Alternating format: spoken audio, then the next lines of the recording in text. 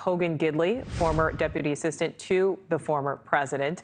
Hogan, thank you so much for giving us some of your time. Do you think right now the Trump team is concerned at all about any kind of backlash from voters, from supporters, when they actually hear the case against him?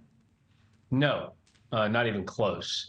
In fact, Leland hit it out of the park when he was kind of talking about the issue here, which kind of proves that every time Donald Trump gets indicted, his poll numbers go up. They increase. I mean, he has a lead now of 30 to 40 points, 50 in some polls. It's very difficult for these other candidates to suck up any oxygen when Donald Trump has it all. He's got momentum. He's the leader of a movement. And voters do feel as though the weaponization of the federal government is occurring not just against a former president and the chief political opponent of Joe Biden, but it's also occurring against them if they like the wrong tweet or download the wrong podcast or attend the wrong speech, if they're pro-life, if they stand up for what their kids are learning in school or not learning in school, they're being attacked by the government. And so in addition to the problem that persists on our side, where you take a look at these three-letter agencies, the federal government actually prosecuting those it disagrees with politically, it's also protecting those it deems elite. So when you're talking about Joe Biden and Hunter Biden, you're talking about Hillary Clinton, they do everything in their power to prevent any of their issues from coming forward. We've seen this now with countless whistleblowers coming forward with information behind the scenes, documents from the FBI and others.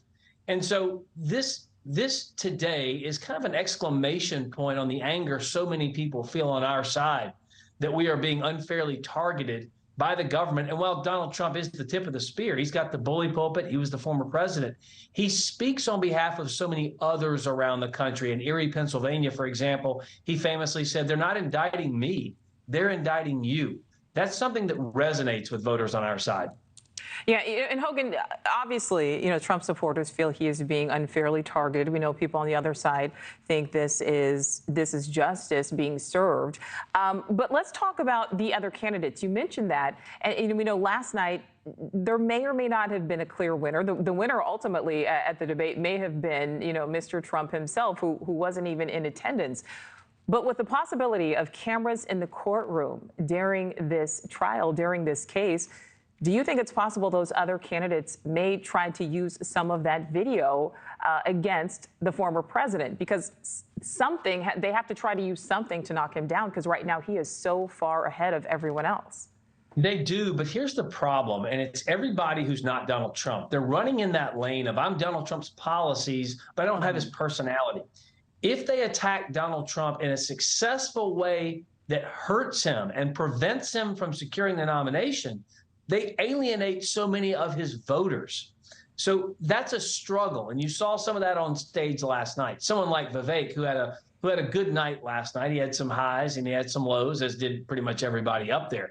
But what was interesting to me was to watch everyone focus their fire not on DeSantis, but on Vivek. That tells me their internal polling in all these campaigns kind of proves what we're seeing from the outside, which is the bump for Vivek is real. Now, I'm going to use a Southern euphemism here because I turkey hunt. The turkey with his head raised is the one that gets shot. So now that Vivek his head is up and he's popular, people are coming after him pretty hardcore. It remains to be seen whether he can weather that storm, whether he can take one of the moments he made last night and create momentum and then a movement and climb that ladder to get close to Donald Trump. But you got to go rung by rung to get to the top. And it's a 50-rung ladder at this point. It's difficult for anybody to do that. I know the left is going to try and use this video against Donald Trump as saying, look at this man. How could anyone support someone who's been indicted and has a mugshot and all this? The right will use it and say, how dare the government do this to its chief political rival with little or no evidence, going outside the scope of the law to try and indict somebody who did nothing wrong? It'd be another in a long line of swings or shots at the king that have completely failed by the left. And so if they can't get one of these things to work, boy, they're going to look even dumber than they already do. The real problem, though, is, and I'm going to agree with someone I worked with on impeachment, Alan Dershowitz, the famed attorney, of course, who said the venues are problematic for Trump because they are in New York, they are in D.C., somewhere that Donald Trump, lost 92-5 to Joe Biden, and of course Atlanta, where he's going today. So there's some issues with the venue, but the merits of the case seem to favor Donald Trump at this point. But we'll see. All you need is one juror to stand up and say, "Wait a minute, I don't think this is right," for him to not face any punishment here. Thank you for watching. Go to newsnationnow.com to find News Nation on your television provider. And don't forget to click the red subscribe button below to get more of News Nation's fact-driven, unbiased coverage.